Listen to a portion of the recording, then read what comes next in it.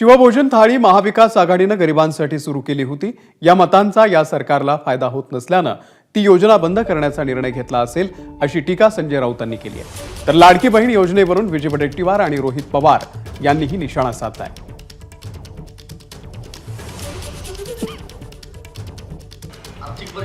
शिवभोजन थाळी ही आधीच्या महाविकास आघाडीच्या सरकारनं श्रमिक, कष्टकरी, गोरगरीब जनता याच्यासाठी केली होती।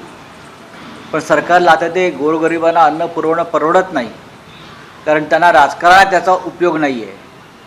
पण ठीक आहे, भुजबळ साहेबांनी हा विषय मांडलाय, आम्ही त्यांच्या मागे उभे राहू। चला, हे 100% खरं आहे। त्यावेळेस विरोधी पक्षनेता असताना त्या बदलीच्या संदर्भात आणि झालेल्या घोटाळ्याच्या संदर्भात मी पण हाऊसमध्ये आणि प्रेस कॉन्फरन्सच्या माध्यमातून हा घोटाळा मी मांडला होता।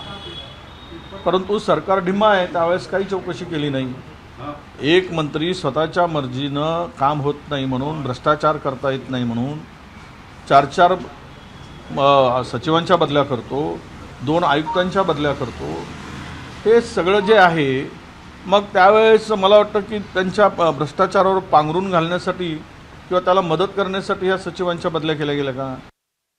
सगळ्यांना जाणवेल की जेवढ्या महिलांना मदत ही सरकारली इलेक्शन पूर्वी दिली होती आणि मदत देत असताना 1 महिन्याचं सोडावं, इलेक्शन बघून 2-2, 3-3 महिन्याचे एकसाथ पैसे त्यांनी दिले आणि आता मात्र पैसे देण्याच्या बाबतीत ते दुजाभाव कुठेतरी करतायत। याच्यावरून एकच जाणवतं की सरकारमध्ये असणारे सर्व नेत्यांनी फक्त सत्तेत येण्यासाठी लाडक्या बहिणीच्या मताचा वापर केला असं आपल्याला म्हणावं लागेल।